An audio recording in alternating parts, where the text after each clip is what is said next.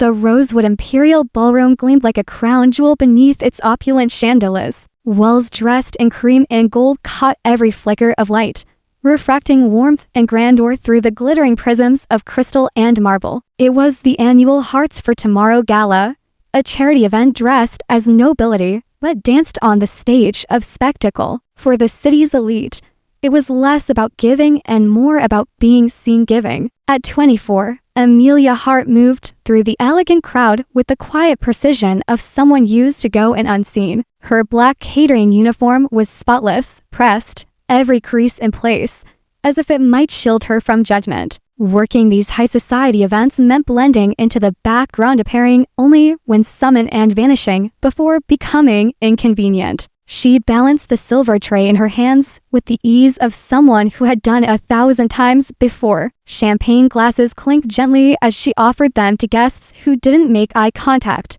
their laughter wrapped in shallow politeness and whispered stock market gossip.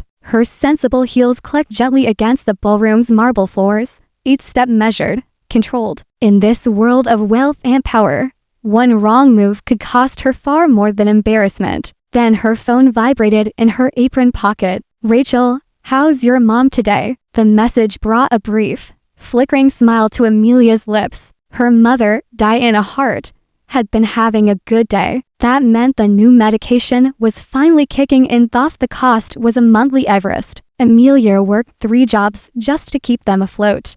Brister by sunrise, cleaner on weekends, server at galas like these by night. There was no safety net, no inheritance, just grit. She weaved through clusters of silk gowns and expensive shoes, balancing her tray with poise, avoiding sudden movements and unpredictable guests. Her mind wandered briefly to the coffee shop's morning shipment schedule until a murmur of laughter caught her attention. Across the room stood Landon Wolfe, the youngest billionaire in the state, and the most infuriating. At 32, he was a tech industry titan whose cloud infrastructure startup had turned into a global empire. With chiseled confidence and eyes as cold as cut steel, he carried himself like a man who believed the world owed him an audience. His black tuxedo, tailor-cut and smug, hugged a frame built from privilege and gym hours he probably paid someone to manage. He checked his diamond-crusted watch again. "You look like you'd rather be anywhere else,"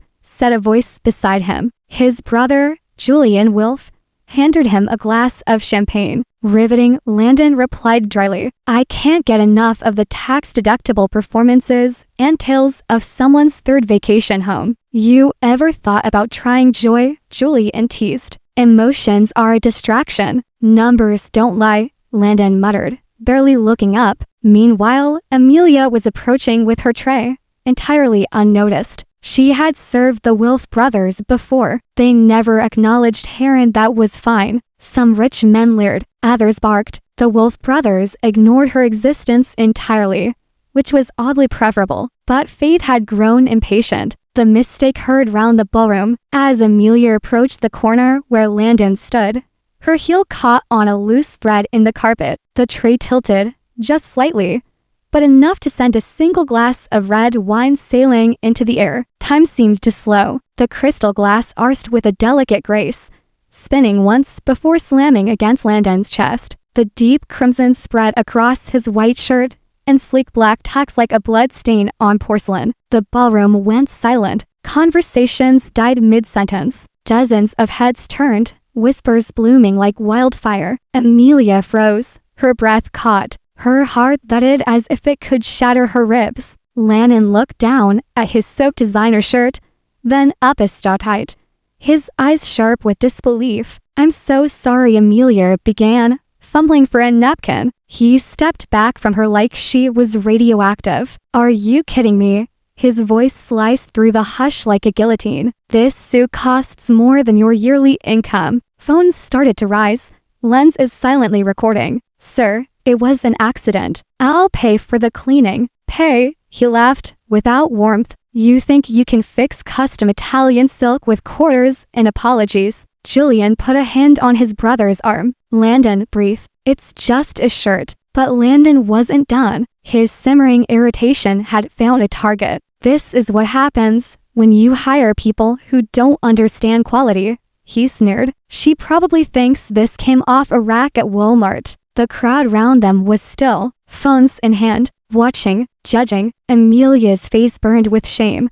But she steadied her voice. I'll speak to my supervisor. Oh, please, Lannon said loudly. This your first time at a real event? Usually serve fries at a diner? Someone in the crowd chuckled. Another laughed. The dam broke. Lannon's voice grew louder. 3 years in this job, and you're still spilling drinks. Maybe it's time to clean dirty things instead, like toilets. The words hit like fists. Amelia had weathered rude customers, but never this. Never with 200 strangers watching. Never with phones capturing it forever. A small, powerful voice interrupted. That's enough. An older woman in a regal sapphire gown stepped forward. Evelyn Wilf, Landon's grandmother. She moved through the crowd like royalty. Landon flinched. She made a mistake. Evelyn said sharply, but you, dear boy, are making a scene. Her gaze turned to Amelia, softening. Are you hurt, my dear? Amelia shook her head, speechless. Evelyn pressed a crisp bill into her hand. For your trouble, not his. But the damage was done. The crowd had watched. The phones had recorded. The whispers had already begun to spread like smoke under the ballroom ceiling. The service kitchen was cold, sterile, and painfully quiet. Amelia Hart leaned against the stainless steel counter, struggling to steady her breath. Her hands, still trembling, gripped the hem of her apron. The humiliation still echoed in her ears, each cruel word from Landon Wolf, each laugh from the crowd, every single camera phone that caught her shame from 5 different angles. The door swung open, and in walked Mrs. Pennington, her supervisor. Her mouth was pressed into a grim, apologetic line. I'm sorry, Amelia, she said softly, not meeting her eyes. The client requested your immediate removal. Amelia nodded, numb. Of course, I tried to talk them out of it, Mrs. Pennington added. But well, you know how it is. Yes, Amelia knew how it was. One misstep in their world-owned splash of wind, you could lose everything. Her best-paying job had just evaporated. Like the dignity she'd barely managed to hang onto. She changed out of her uniform in the cramped employee restroom. Her fingers trembled as she folded the black dress that had served as armor against a hostile world. In the mirror, she saw her reflection. Plain jeans, a faded sweater, eyes that had seen too much and wanted to see nothing at all. The ride home took 47 minutes. She sat at the back of the bus, ignoring the curious glances of strangers staring at their phones. She already knew what they were looking at. Her phone buzzed again. Another notification. Rachel, Amelia, you're going viral. Amelia opened the link with dread. There she was, caught mid-apology, face red, hands shaking. Lannon Wolf towered over her, his voice full of venom, his gestures sharp, cruel. She flinched, watching herself on screen, again and again, like a car crash on repeat. The comments were pouring in by the thousands. She's just trying to do her job. What a jerk. Rich people are disgusting. That man needs a reality check. Play stupid games, win stupid prizes. Should have been more careful. Know your place. One voice of sympathy was followed by another of contempt. The internet, just like the ballroom, was split between empathy and judgment. A home of courage. Amelia's home wasn't a house. It was a trailer in Crescent Park, tucked between cracked sidewalks and overgrown fences. The kind of neighborhood the city forgot. The kind of place where children knew about hospital bills before birthdays. Inside, warmth welcomed her not from the heater, but from her mother. Diana Hart, 55, sat in her wheelchair, a crossword puzzle open before her. Her illness, multiple sclerosis, had robbed her of mobility, but not her spirit. Her smile still bloomed in hardship, and her voice still soothed like honey in tea. How was work, sweetheart? Amelia forced a small smile. Eventful. She didn't say she'd been fired, didn't mention the humiliation. Not yet. Her mother had enough to worry about. Instead, she made them both tea, sat across the cramped kitchen table, and asked, Mom, do you think people like him ever see us? I mean, really see us? Diana paused, looking at her daughter carefully. I think real wealth isn't in bank accounts. It's in kindness. Why? No reason, Amelia whispered. Outside, the city glittered. Somewhere in one of those skyscrapers, Lennon Wolf was probably sipping something aged and rare, his clothes already dry-cleaned.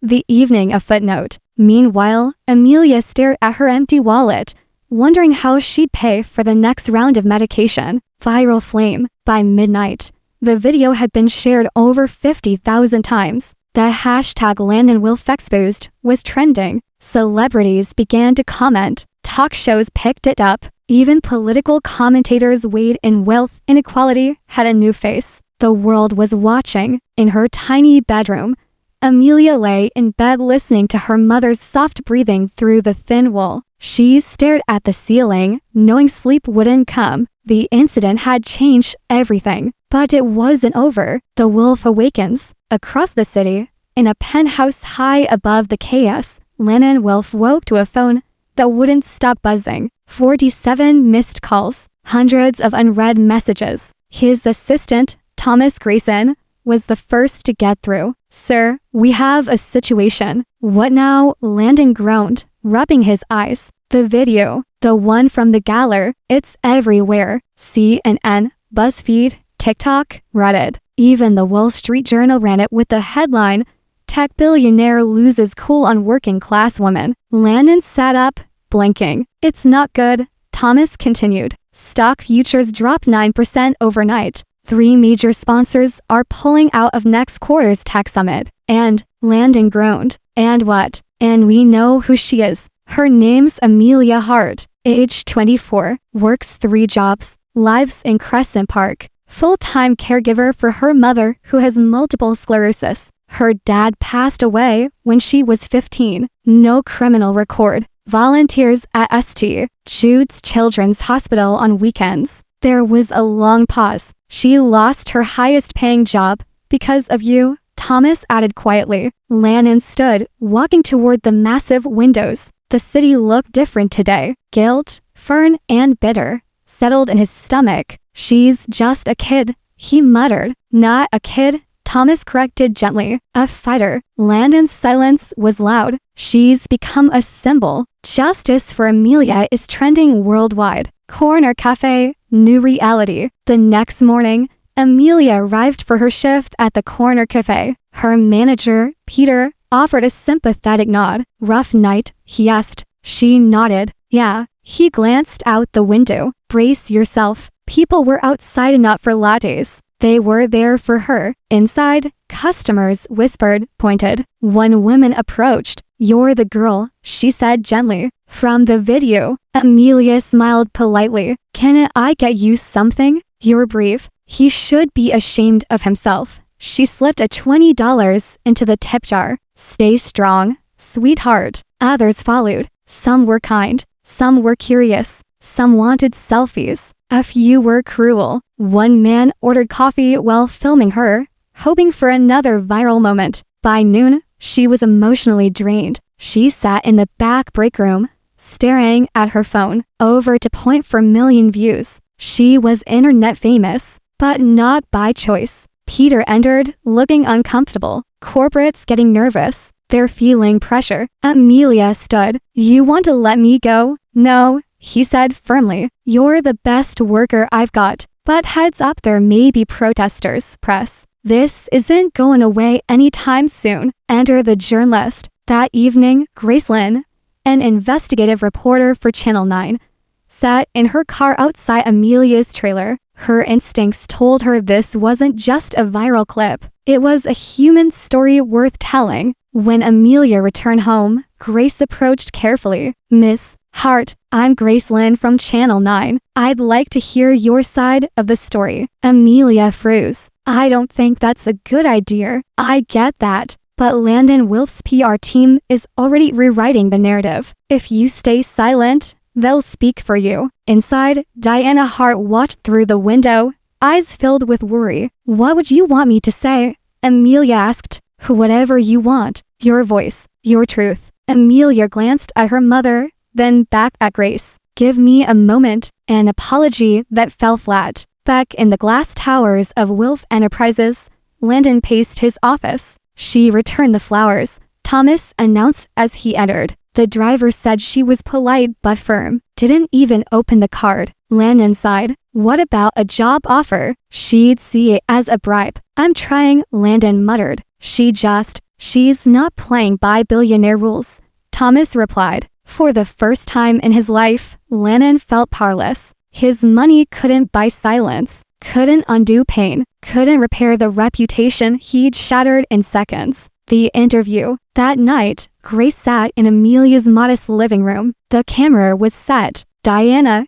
just out of frame, held her daughter's hand. Tell me about that night, Grace asked gently. Amelia took a deep breath. I was just doing my job. I made a mistake. I offered to fix it. He humiliated me. What hurt the most? The laughter. Not just his words, but how everyone laughed like I wasn't a person. Like I was invisible. Grace nodded. If Landon Wilf were here right now, what would you say to him? Amelia paused. Then, with calm resolve, I'd ask him if he's ever had to choose between groceries and medication. If he's ever looked at someone he loves and wondered how he'd take care of them. I'd remind him that the woman he mocked is a daughter, a caregiver, a human being. Her voice strengthened, and I'd tell him every person who serves him, cleans his office, or works in his buildings has a story just as valuable as his. A turning point. The interview aired that evening. No dramatic music, no exaggeration, just truth. It struck a chord. Millions watched, millions shared, and among them so did Landon Wilf. For the first time, he saw Amelia not as a server,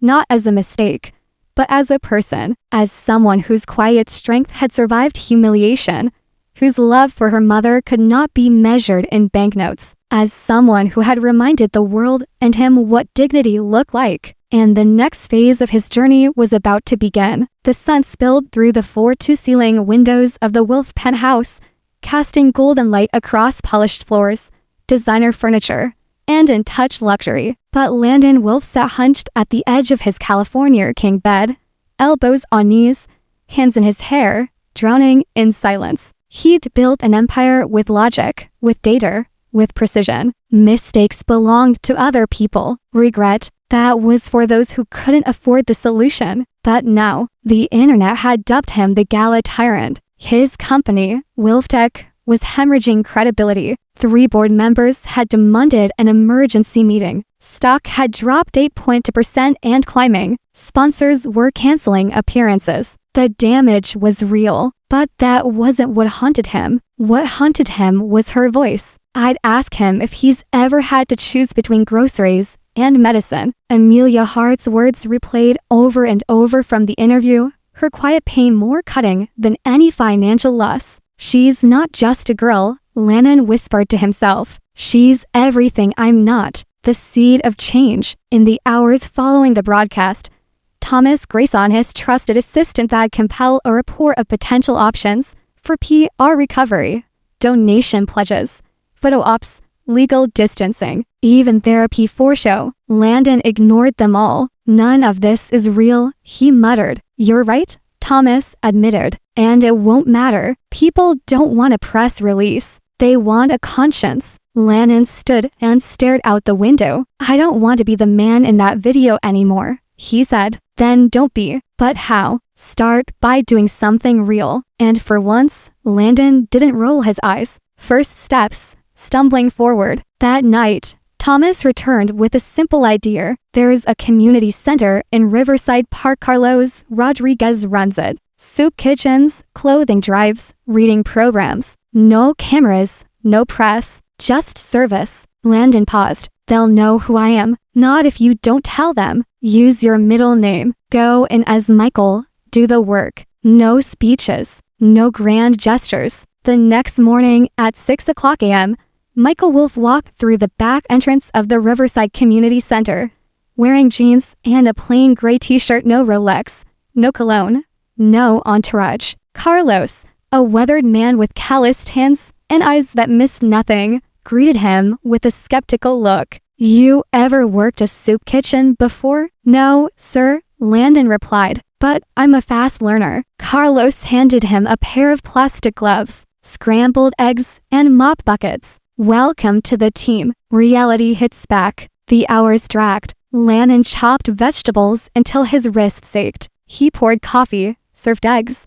and cleared trays for people who looked right through him just as he once had looked through a Millionaire. He scrubbed plates until the industrial sink soaked his designer sneakers. His back hurt. His hands blistered. His silence grew heavy, but he kept coming back. Day after day, the man who once calculated value in percentages and acquisitions now poured soup for single mothers and unemployed fathers. He listened. My wife's still looking for work. We can't afford daycare, so she stays home. This place saved us last year, gave us coats when the landlord cut the heat. You got kids, man? Someone asked. Landon didn't answer. Not at first. He didn't want to admit the truth that he had a son he barely saw, a boy who preferred the company of chauffeurs to CEOs. But something inside him had started to crack. The unexpected reunion. On his 4th day, Landon was stacking bread loaves in the pantry when he heard a soft, unmistakable laugh echo from the dining area. He froze. No, it couldn't be. Peering through the narrow service window, his breath caught. There she was, Amelia Hart, in her faded jeans and warm smile, sitting with an elderly man, helping him fill out paperwork. Her presence was calm, steady, and filled with light. Carlos appeared beside him, arms crossed. You know her. Landon didn't answer. She's been volunteering here for years, Carlos said. Every Saturday morning, helps with forms, reads to the kids, organizes food drives. Never once asked for recognition. Landon nodded quietly. She's been through hell lately, from what I've seen on the news. Carlos continued, but she keeps showing up. Real strength, that one. In that moment, watching her speak softly to a man who looked like he hadn't had anyone listen in weeks, Landon saw what real wealth looked like. It wasn't in stocks or fashion or skyscrapers. It was in compassion, and he had humiliated it in front of the world. Rebuilding begins. By week 5, Landon had found rhythm in the work. He still didn't tell anyone who he really was. He still avoided Amelia stayed in the back kitchen, mopped floors during events, stocked shelves when the crowd gathered. But he heard whispers. Amelia's catering business chart and home meals was gaining traction. She had started it from her trailer kitchen with second-hand equipment and a handwritten flyer. But word had spread. She'd catered to church events, a birthday party, a small wedding next month. People love her food, Thomas reported one evening. She even hired a local teen to help out. Her neighbors are pitching in. It's inspiring. Landon felt a strange emotion bubbling inside. Pride. But it wasn't his to feel. Still, he kept showing up, kept listening, kept learning. A child's lesson. On his 6th week, something happened that changed him forever. A young boy no more than a terrified with his grandmother. The child was quiet, clutching a tattered book. But when Amelia walked in, the boy lit up. Miss Amelia, he beamed. I learned the word you taught me. He opened his book, sounding out. D-me-na-tion.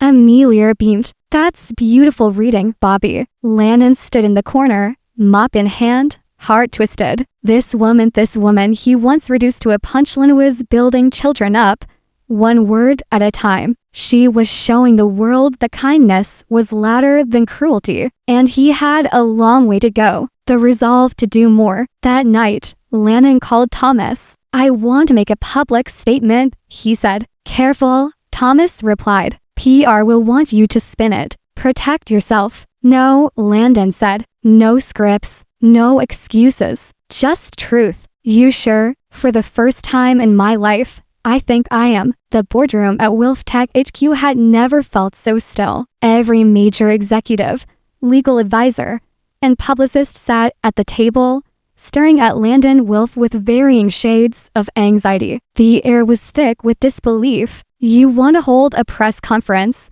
His lead counsel asked slowly. Yes, Landon replied firmly. and I want to speak without a script. No teleprompters. No spin. No manipulation. The legal team exchanged glances. That's incredibly risky, sir, warned one. Admitting fault could cost you tens of millions, possibly class action lawsuits. I'm aware, Landon replied, and I don't care. His voice was low, but there was a conviction in it they'd never heard before. The man who once buried problems in contracts and buyouts had changed. There was no bluff in him now. Publicist Mara Trent, a woman who had salvaged dozens of PR disasters for celebrities and CEOs, raised a brow. And what exactly do you plan to say? She asked. The truth. The morning of reckoning. On Monday morning, the media gathered in the main conference room at Wilf Tech's downtown headquarters. Dozens of reporters, camera crews, and digital streamers flooded in. It wasn't just business news this time, it was human drama. The entire nation was watching. Landon stood alone at the podium in a navy suit, not custom, just simple and clean. No assistant beside him, no bodyguard, no staff, just a man about to bare his soul. Cameras clicked, lights flared, the room silenced. He took a breath. Good morning. I called this press conference to address my behavior at the Hearts for Tomorrow charity gala. No notes. No teleprompter. There is no excuse for the way I treated Amelia Hart that evening. She was doing her job with professionalism and grace. When she made a mistake, she took responsibility immediately. I responded not with understanding, but with cruelty. He looked directly into the crowd, his gaze steady. My words were dehumanizing. My tone was contemptuous, and I did it all in front of hundreds of people in the world. Gasps fluttered through the room. I've spent the last 6 weeks doing what I should have done years ago, listening to people who live paycheck to paycheck, to parents who choose between food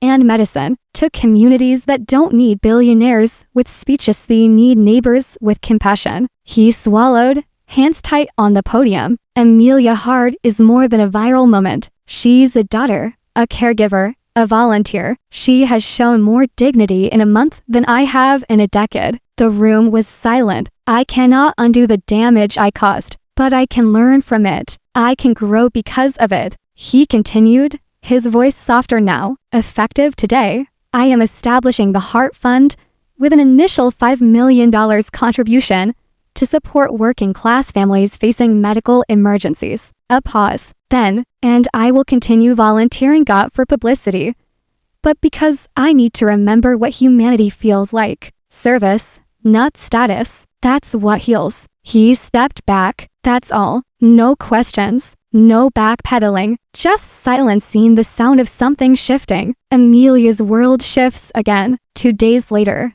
Amelia returned home from a catering jigger church potluck in the next county. She stepped off the borrowed van, her hands aching from serving food all afternoon. The moment she opened the gate, she saw him, Landon Wolf, standing on her trailer's porch in jeans and a soft gray t-shirt. No entourage, no cameras, just a man holding a mop. What are you doing here? She asked cautiously. He straightened. Carlos said there was a new volunteer who insisted on mopping floors and refused all compliments. Her heart pounded. I also heard he knew an uncomfortable amount about organizational strategy, she added. He gave a sheepish smile. Hi, he said quietly. She studied him, this man who had once humiliated her in front of hundreds, now standing here looking like a stranger and someone familiar at the same time. What do you want? She asked gently. To show you I've changed. Not with money, not with speeches,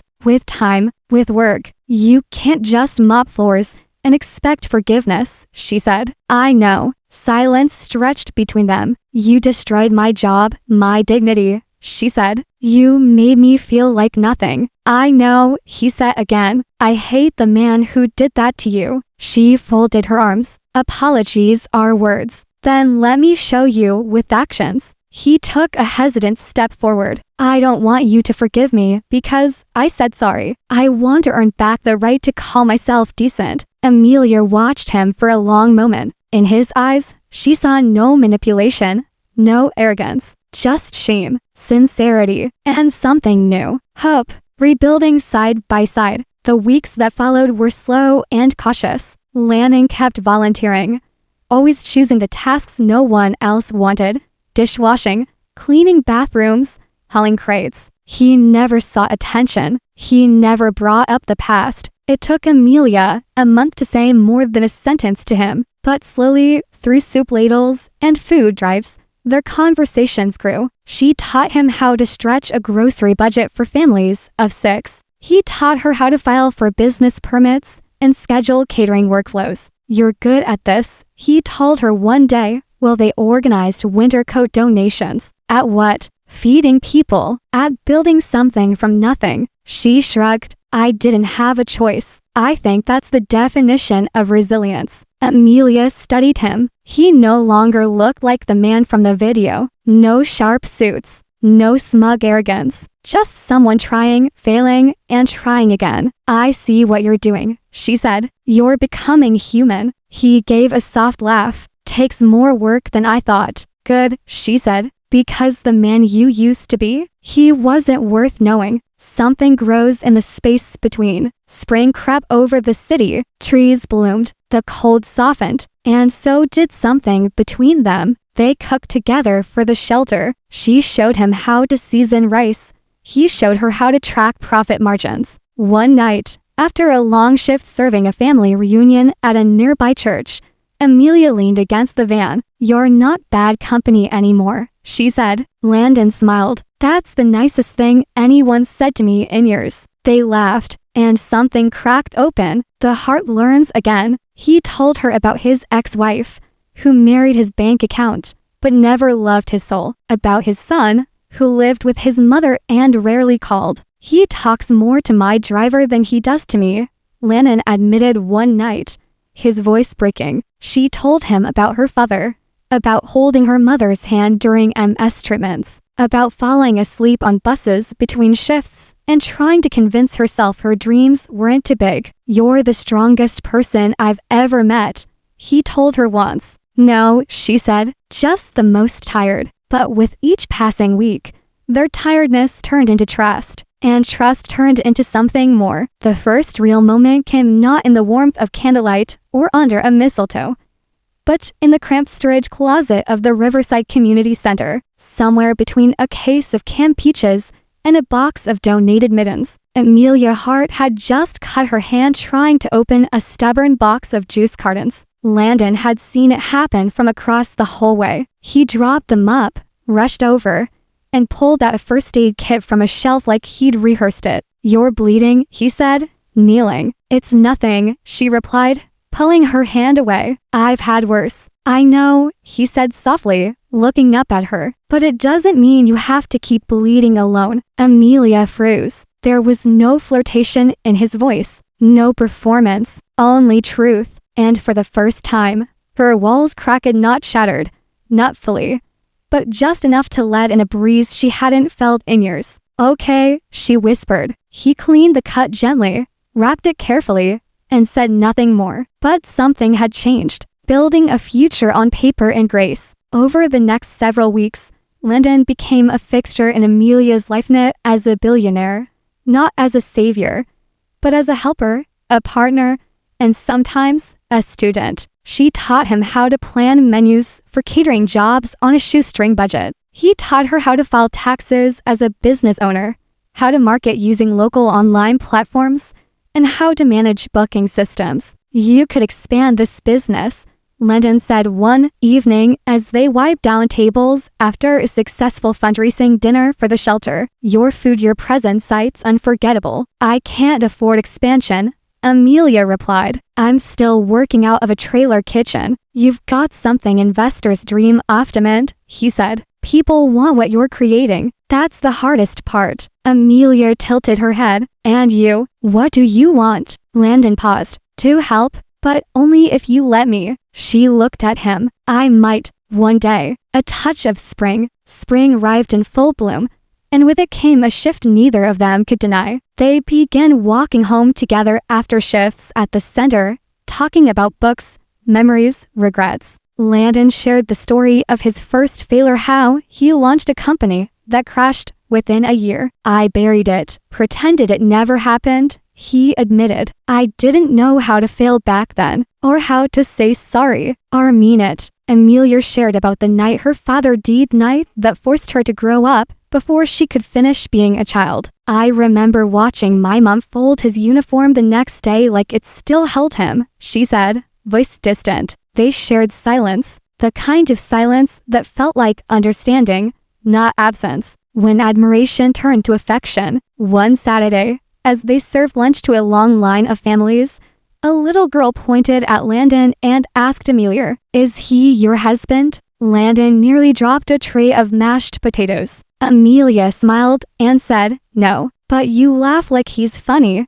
the girl said. "He's learning," Amelia replied. Later that afternoon, while sweeping the entryway, Landon turned to her. "Do I make you laugh?" "Sometimes," she admitted, "even when I don't want to. Then I must be doing something right." And that day, for the first time since the gala, she touched his hand, just a brief squeeze, but enough to tell him she saw the man behind the mop, not the billionaire, not the monster from the video, just him. The invitation. One evening, Amelia's mother, Diana, invited Landon to dinner. It was the first time he'd entered their home. He ducked under the low trailer doorway, careful not to track in dirt, holding a bouquet of tulips, Diana's favorite. She smiled from her wheelchair, full of pride and watchfulness. "You're late," she teased. Landon chuckled. "Traffic and nerves. Good," Diana said. "Means you're human after all." Dinner was simple spaghetti and garlic bread, but Landon had never tasted anything better. They laughed, shared stories,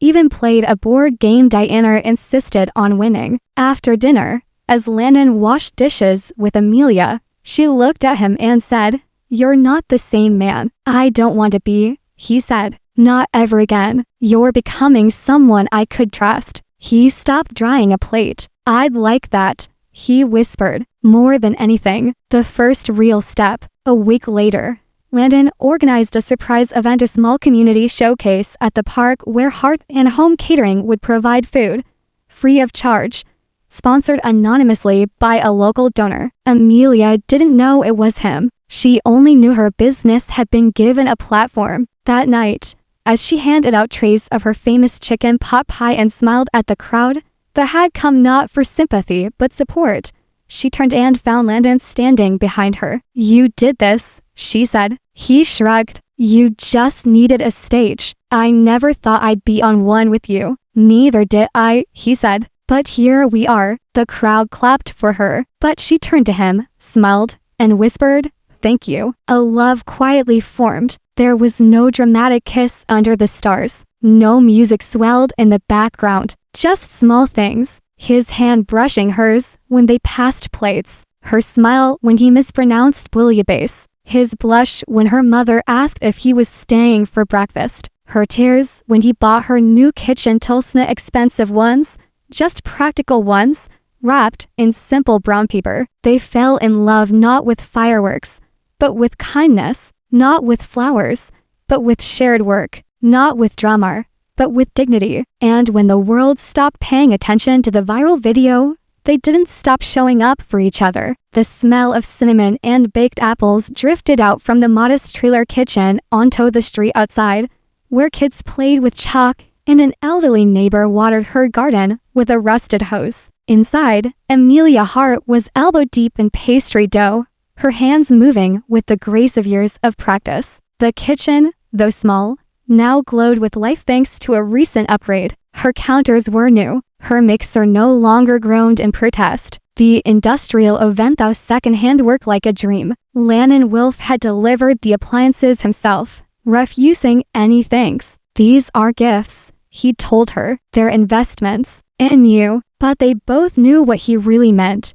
He was building something with her, not for her. And Amelia, who once flinched at his name, now smiled every time he knocked on her door. Her first big break. Word about Hart and home catering had begun spreading beyond the local community. A mid-sized wedding planner named Evelyn Cruz had sampled Amelia's mini quiches at a church fundraiser and immediately booked her for a full 200-guest reception. Amelia stared at the contract for a long time. "I can't do this," she whispered, anxiety gripping her throat. "You can," Landon said gently. "I'll help you scale up. You don't have to do it alone." "But what if I fail?" He met her eyes. "Then we learn together." It was the first time in years she'd felt like someone wasn't just cheering for her, they were betting on her. The ghosts that still lingered, despite the blooming business, the new friends, and the growing bond between her and Landon.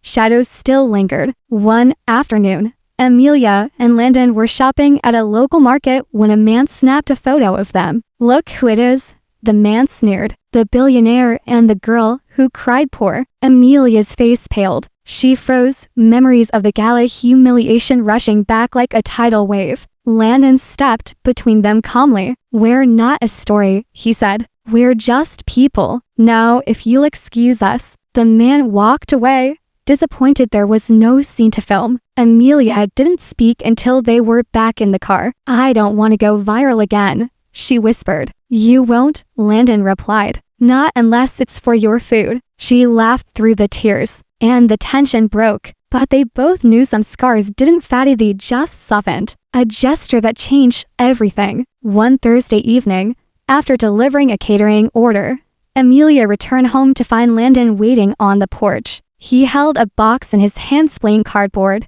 taped neatly. No logo, no branding. "What's this?" she asked. "Open it." Inside was a printed menu, heart and home cafe concept draft, and beneath it, floor plans. Simple, scalable, affordable. A small corner cafe with room for a prep kitchen, 6 tables, and a bakery window. Amelia stared at the papers. Her breath caught. "I had an architect friend sketch it up," Landon explained. "Nothing flashy, just a space for you. A real one. I don't need a handout. This isn't charity. It's partnership. If you say yes." She stared at the blueprint like it might disappear if she blinked too hard. "It's a big step," she said. "You've taken bigger ones," he replied. "This time, you have someone to catch you." The proposal before the proposal. They didn't get engaged that night, but something more intimate happened. As they sat on the porch, drinking hot tea and watching the stars above Crescent Park twinkle like secrets, Amelia looked over and said, "You're not who you used to be." Landon turned to her, heart pounding. "I hope not. You still don't know how to season soup without overthinking it," she teased. He laughed. "But I'm getting better." She rested her head on his shoulder. "Yeah, you are. Business. And then something more." Over the next several months, the cafe plan moved forwardly, deliberately. They found a location 3 blocks from the community center, signed a lease together, and began renovations with local workers. Landon refused to be the boss. He took orders, hauled materials, painted walls, washed brushes. The community watched with growing awe, not just at the transformation of the space, but of the man himself. "Is that really Landon Wilf mopping the sidewalk?" one teen asked. "Looks like it," said another. "Weirdly satisfying, huh?" Amelia overheard it, and she smiled. The moment, exactly 1 year after the gala incident,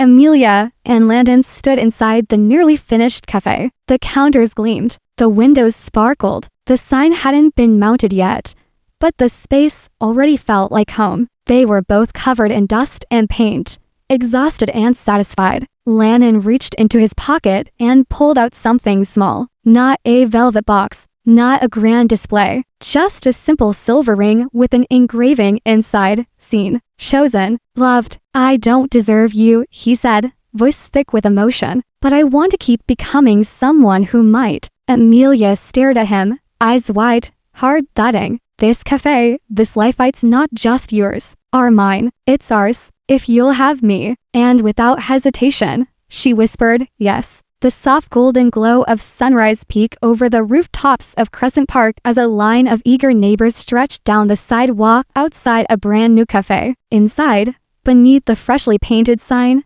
that read "Heart and Home," Amelia's heart stood in her spotless apron, fingers trembling slightly over the counter. She stared at the handwritten chalkboard menu, neatly scrawled with the morning's offering supple scones, sausage biscuits, her famous banana bread, and the vanilla chai that had become a quiet hit at local events. Behind her, Lannon Wilf adjusted a stack of takeout boxes. "Doors open in 10, he said. Amelia turned. "You nervous? Terrified?" he replied with a grin. "I've never opened anything that didn't come with a press release." She reached for his hand and squeezed it. "Good. That means you care." He looked at her, this woman who had once been a stranger carrying a silver tray at a gala he barely wanted to attend, now the center of a world he never wanted to leave. "I'm proud of you," he said. "I'm proud of us," she corrected. The first rush. The bell above the door jingled precisely at 7 o'clock a.m., and the first customer stepped inside. It was Carlos Rodriguez, director of the Riverside Community Center, wearing his usual worn-out jacket and a broad smile. "Told you I'd be first," he said. Amelia handed him a warm breakfast sandwich wrapped in parchment and a mug of coffee. "And it's on the house. Only this once," Carlos said with mock sternness. "After this, you treat me like every other regular. You'll always be more than a regular." By 7:20, every table was full. By 8 o'clock, the tip jar overflowed. By 10 o'clock, they were sold out of banana bread. Lannon worked the register, bussed tables, and made jokes with kids in line. Amelia moved between the kitchen and front counter, keeping everything running with quiet command and grace. "Your cafe is a hit," Lannon whispered during a rare break. "Our cafe," she reminded him, brushing flour off his shoulder. Faces from the past. The grand opening buzz brought more than just friends. A young couple who'd seen the infamous video a year ago stopped by. "We drove an hour to be here," the woman said, eyes sparkling. "You inspired me to quit my corporate job and start baking again." Another woman hugged Amelia tearfully and whispered, "Your story gave me strength. I was in a bad situation. You helped me believe I deserved better." Each visitor brought words of support, hope, and healing. Each reminded Amelia that the firestorm that once threatened to destroy her life had instead lit the way for others. And standing beside her through it all was Len Dunquiet, humbled, no longer the man with a cold heart and cruel tongue. A moment for Diana. At noon, Amelia's mother, Diana, arrived in a specially modified van, wheeled inside by one of the volunteers. The cafe paused when she entered, customers stepping aside, staff clapping gently. Amelia rushed over, kneeling beside her chair. "Mom," she whispered, "we did it." Diana took in the cafe colors, the smells, the warm hand smiled through tears. "I knew you would," she said, "but seeing it, this is more than a dream." Lannon brought her a warm mug of tea and a cinnamon roll. "I'll be your personal waiter today," he told her. "Just don't spill anything," she teased. The moment was everything Amelia had fought for, proof that the impossible could happen when someone refused to give up. The heart of the community. That night, as the cafe closed its doors for the first time, Amelia and Landon sat on the front steps with cups of decaf, watching the last rays of sun fade behind the rooftops. "I always thought success would feel louder," she said, "and it feels quiet and safe and earned." Landon nodded. "This place isn't just a cafe. It's healing. For you, for me, for everyone who walks in." They watched a family walk past, to little girls pointing at the cupcake display in the window. "She's going to ask to come tomorrow," the father called, laughing. "She's welcome anytime," Amelia replied. "A ring and a promise." Landon turned to her. "I used to think wealth was about power, control, prestige, and now it's this," he said. "You, this cafe, that kid who hugged you earlier because you remembered his name." She looked at him. "You always had the capacity to be this man. You just didn't have the reason before." "I do now," he said. He reached into his pocket and pulled out the silver ring he had shown her weeks ago. Now, it was set in a simple wooden box, lined with fabric from her first apron. "I don't want a wedding in a palace or a proposal on a mountain," he said. "I just want a life where I wake up beside the woman who taught me how to be a man." He opened the box. Marry me, not because I've changed, but because I never want to stop. Amelia took a breath. She thought of the wine-stained suit, of the laughter, of the silence on the bus ride home, of the boy who learned to read, of the cafe, the scones, the neighbors, and the man before her, this man who had once broken her but now helped rebuild her world. Yes, she said softly. Yes, I will. As the city lights flickered on and a breeze swept through the quiet street, they sat on the steps of Heart and Home, wrapped in each other's arms, surrounded not by luxury but by something far more valuable, grace, growth, and love born not from perfection, but from redemption. Because in the end, it wasn't the fall that defined them. It was what they built after, together,